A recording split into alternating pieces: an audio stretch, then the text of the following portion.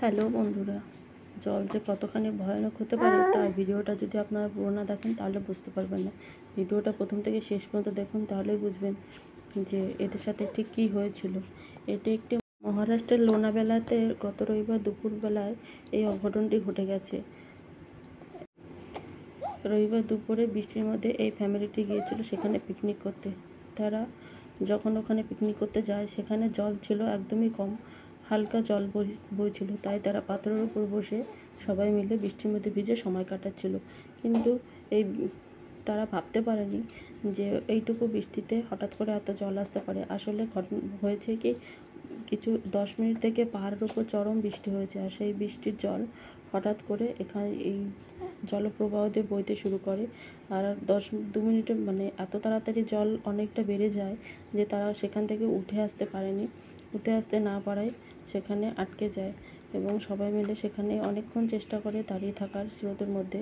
এবং ওপরে যারা ছিল তারাও চেষ্টা করে নানা রকম গাছের ডাল ভেঙে তাদের কাছে পৌঁছানোর, যাতে তারা ধরে উপরে আসতে পারে, বা দড়ি কিছু ব্যবস্থা করতে, যেগুলো তাদের কাছে দিয়ে যাতে ধরে তাদের উপরে আনতে পারে। কিন্তু জলের স্রোত এতখানি থাকায় তারা দড়িটুকু সেখানে পৌঁছাতেই পারেনি, যে কারণে আর এত জলের স্রোতে তারা কতক্ষণই বা সেখানে টিকে থাকবে।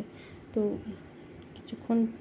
কিছুক্ষণ থাকার পর তারা স্রোতের মধ্যে নিজেদেরকে সামলাতে পারেনি এবং স্রোতের ধাক্কায় পাথরে স্লিপ করে তারা প্রথমে 3 জন পড়ে যায়। তারপরে আস্তে আস্তে পুরো সব কয়েকজনই জলের মধ্যে ভেসে যায়। যদিও পরে আপনারা ভিডিওটা শেষ পর্যন্ত দেখুন, তাহলে পরে বুঝতে পারবেন পুরো লোকগুলো কতখানি কষ্ট করে নিজেদেরকে বাঁচিয়ে রাখার চেষ্টা করেছিল, কিন্তু শেষ পর্যন্ত তারা নিজেদেরকে বাঁচাতে পারেনি। তো আপনারা যদি কখনো পাথরের নদীতে বা পাহাড়ের ঝর্ণার দিকে ঘুরতে যান বা পিকনিক করতে যান, তাহলে সবসময় সাবধানে থাকবেন, কারণ পাহাড়ের নদী যখন তখন জল বেড়ে উঠতে পারে, ঠিক জোয়ার ভাটার মতো, কখনো বেড়ে উঠতে পারে বা কখনোই কমে যেতে পারে। তো আশা করি এই ভিডিওটা আমাদের সবার কাছে শিক্ষার ভিডিও হয়ে থাকবে। আর আপনারা যদি এরকম অসতর্ক থাকেন তাহলে এরকম দুর্ঘটনা অনেকের সাথেই ঘটে যেতে পারে। তো বন্ধুরা, আপনার ভিডিওটি সবাই শেষ পর্যন্ত দেখুন।